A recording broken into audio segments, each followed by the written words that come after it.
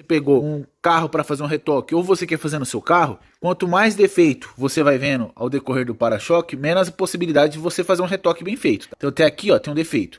Só que você vai subindo, ó, tem um defeito aqui, outro aqui, outro aqui. Aí você vai indo, ó, tem defeito no para-choque inteiro. Qual que é a recomendação? Você pintar o para-choque inteiro, se for para um cliente. Se for para você, tem um arranhão enorme aqui assim. Porém, aqui tem defeitos pequenos, só esses defeitinhos aqui. Dá para retocar? Dá. É o que a gente vai fazer nesse vídeo. Vai estar retocando até metade dele e vai tirar esses defeitos, esses machucados. Ó. Aqui tá bem alto e a gente vai estar tirando tudo. E eu vou mostrar a melhor maneira de fazer um retoque aí. Começar a lixar. Aqui com uma lixa 220 mesmo, para ver aonde estão os defeitos, para tirar alguns outros defeitos, porque a gente vai precisar jogar primer para tirar alguns defeitos mais baixos aí. Uma massinha talvez, precisar usar também. Primeira coisa, isolar as peças que eu não quero atingir. Vamos colocar uma fita larga aqui, para não arranhar as peças. Por mais que às vezes a coordenação motora é boa, melhor prevenir do que remediar, né? Vamos começar com a roll kit. Quem não tem roll kit pode ser com o taco. É o mesmo esquema da preparação de um para-choque, a gente só vai adiantar, mostrar para vocês que dá para trabalhar só com ferramenta também. Casos simples, né? Não tem excesso de massa, não tá tendo que taquear, a peça já tá a superfície plana, certa, então não tem necessidade de estar usando o taco. A não ser que for uma peça reta, onde foi um amassado, aí você tem que usar o taco.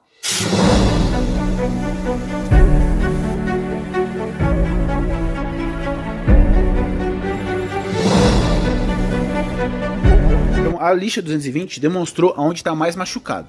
O que eu vou estar fazendo agora? Catar a roll kit mesmo, continuar com a roll kit e vou estar lixando com a 150 para tirar toda a possibilidade de massa. Só em massa onde precisar mesmo.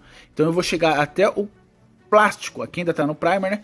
Então eu quero chegar a localizar o plástico mesmo para ver o quanto que eu elimino. Eu não quero jogar massa nesse ponto aqui. Aqui eu vou ter que jogar um pouquinho, mas eu vou estar lixando com a 150. Daqui a pouco eu explico um pouco o que dá para fazer, o que não dá para fazer, o que compensa ou não.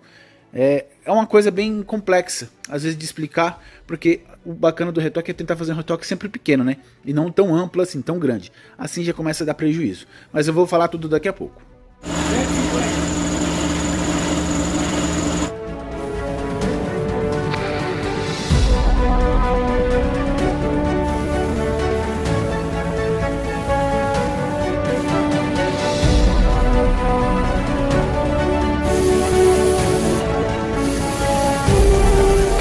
Ó, então dá uma liga. Não vai precisar de massa em lugar nenhum. E mal vai precisar de primer. A não ser por aqui e por aqui. Só lixar com a 220 agora, 320, 400 e aplicou a seladora. Nesse ponto aqui é só aplicar a seladora. Talvez uma massinha aqui e aqui, ó. Só pontual. Agora aqui, ó. Aqui complicou um pouco. Porque, ó, aqui tinha um também, saiu.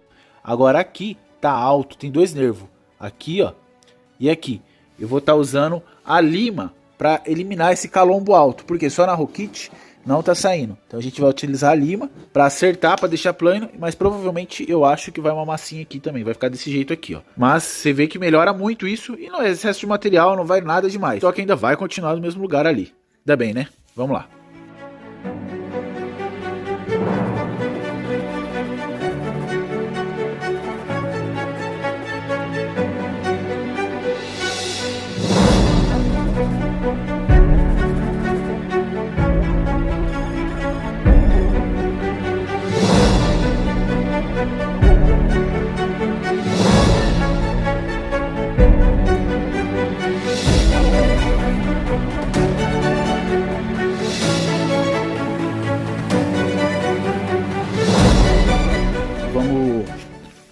Tá aplicando a massinha aqui, ó. Se não fosse isso aqui, vou ser bem sincero, nem jogaria primer. Mas como tem esse defeitinho aqui, aqui ainda tá um pouquinho a coisa ondulada. Não quero atingir muito o plástico, não quero agredir muito. Então eu acho que não vai ficar tão perceptível, por ser mais para baixo. Está bem, tipo, sabe aquele relevinho um pouquinho alto? Então conforme eu vou jogar a massinha aqui, vai um primer, acho que vai corrigir. Então aqui também eu vou aplicar só uma cutucadinha de massa. Eu acho que, sinceramente, não precisaria nem de primer. Mas como a gente vai pontuar essas massas aí, acho que é melhor isolar no primer, né? Mas ó, isso aqui é o plástico, tá? Isso aqui não é primer não, isso aqui já é o plástico. É aqui que a gente refina com a 220, ele fica bem lisinho assim. Daria pra pintar direto. Seladora e tinta aqui daria pra fazer tranquilo. Mas como já tem que jogar primer aqui, melhor garantir do que remediar, né? Massa poliéster.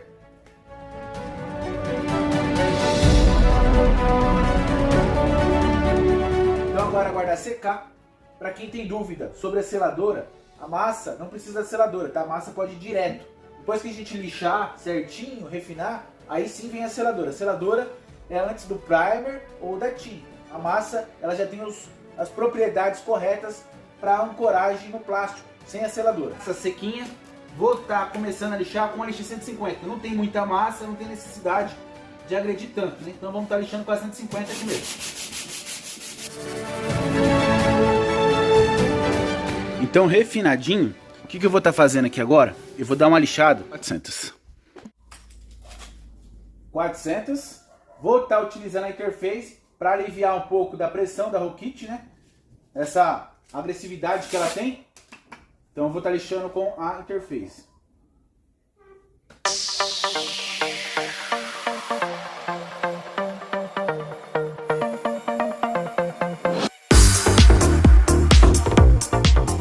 Limpar bem com desengraxante agora.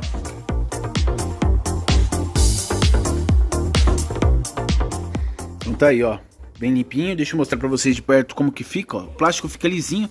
Tá vendo isso aqui? Isso aqui é cabelo de anjo. Isso aqui ainda, vamos dizer, passa, tá? A seladora cobre. Mas o importante é ficar sem mesmo. O plástico fica bem legalzinho. Então agora a gente vai estar esperando secar. Bacana. Aplicar a seladora onde tiver necessidade. A seladora não importa se ela pegar um pouquinho em cima da tinta. Isso não influencia em nada. É isolando, aplicar a seladora e aplicar o primer aqui.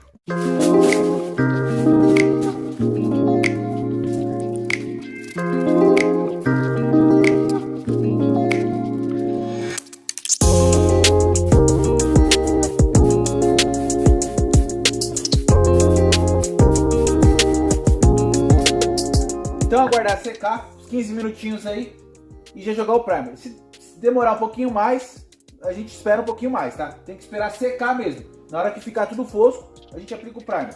Não pode demorar muito. Sempre me pergunta qual é o tempo. De um dia para outro eu já não indico você tá jogando primer ou tinta. Dá uma lixadinha de novo, aplica uma mãozinha só de seladora e depois sim, de 30, 15 minutos, aí você aplica a tinta ou primer. E o vento tá pegando. Às vezes a galera aplica e deixa para 1, 2 dias depois e já não tem função mais nenhuma. Vou aplicar o primer então, mais concentrado aqui. Aqui eu vou dar aplicar bem fininho mesmo, tá? Já é o primer fino, então bora lá.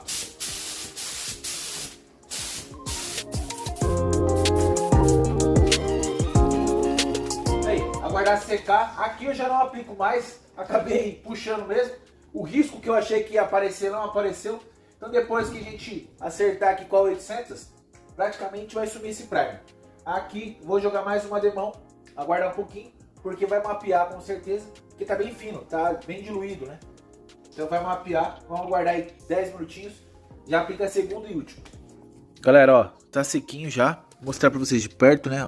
A questão dos riscos acabou não mostrando, então aparentemente para qualquer tipo de base, né? Tá bem, como que eu posso falar? Tava bem fino o risco, não era tão agressivo. Aqui ó, tem um leve mapeamento. Então eu vou jogar só mais uma demão. Mas onde eu não vai ser preciso, não precisa nem ficar gastando primer, né? Então só aqui mesmo. E esperar secar pra gente tá começando a fazer o retoque.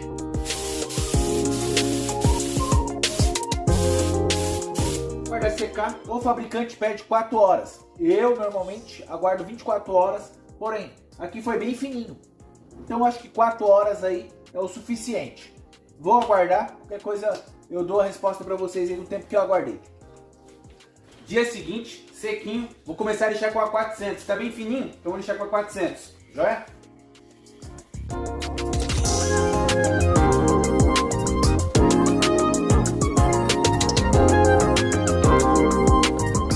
Aí agora vou estar lixando com a 800. Um pouquinho de água, né, para facilitar aqui, já limpando tudo.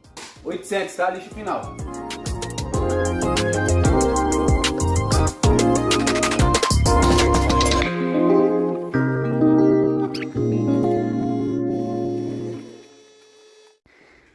Ó, então tá todo lixadinho e todo refinado, certo?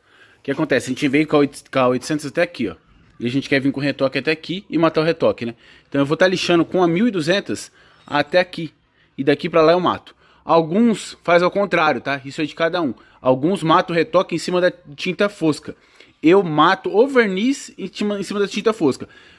O thinner eu marco depois, eu vou alongar depois, então isso aí depois a gente vai ver como que eu faço. Mas o importante é, até onde você quer levar o verniz a 1200, então a gente vai trazer o verniz até aqui, ó, tá joia? Então vamos estar lixando, depois vai ter que aplicar um pouco de seladora, onde eu não joguei primer, e como eu lixei, então a gente tirou a seladora, então tem que jogar um pouquinho de seladora novamente, uma poeirinha, tá? Ó, alguns pontinhos que ficou sem o primer. Isso aqui tá tranquilo, não influencia em nada não. Depois a gente já vem com a tinta.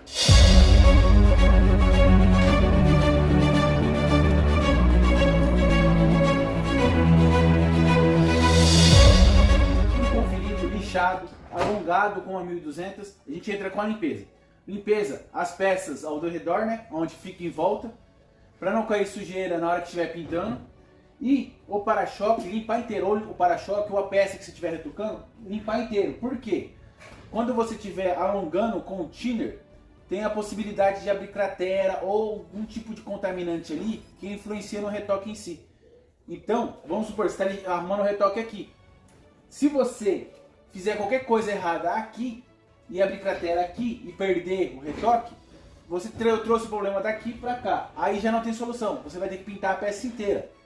Por isso que o retoque é tão complexo, alguns pontos, por isso que a gente não recomenda. Porque às vezes dá erro. E esse erro te prejudica muito. Porque você que vai ter que fazer. Ninguém vai querer saber se você tentou ou não. Eles simplesmente vão colocar a culpa em você e você vai ter que arrumar. Então a gente sempre recomenda não fazer, né? Mas vamos lá. Vamos mostrar aí que tá, né?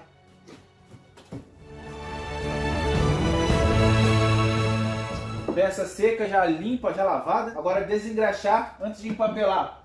Porque a gente vai fazer um esquema de empapelamento um pouquinho diferente. Ó, principalmente aqui, ó, onde não vai ser retocado, limpe muito bem mesmo. Desengraxe, limpe o máximo que puder.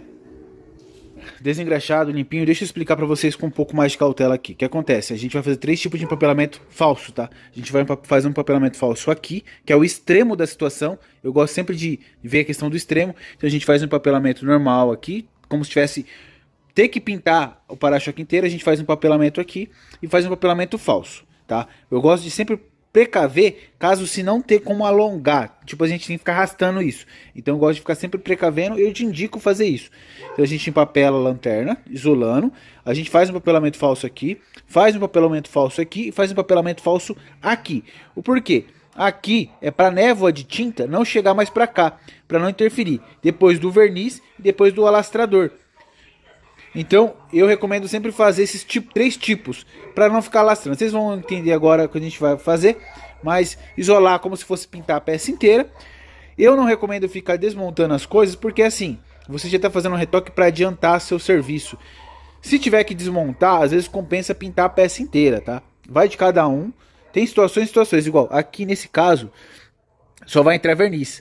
Talvez acaba atingindo o parafuso, fica mais brilhante. Então o parafuso seria bacana tirar. Então a gente tira o parafuso, os demais só empapela mesmo, que é só o alastrador. Então não tem a necessidade. É mais esse bichinho aqui, ó, esse carinha aqui, que tá no caminho do verniz. Os demais tá no caminho do alastrador, mas a gente vai empapelar certinho, tá joia? Tem que ficar atento com os detalhes. Os detalhes é que às vezes complica para um ou para outra. O vídeo vai ficando por aqui. E a gente faz um retoque no próximo vídeo aí, para não ficar tão longo. Quero fazer um teste aí, então vamos fazer desse jeito, fazer em 2 partes. Forte abraço, fiquem com Deus e até o próximo. Tamo junto.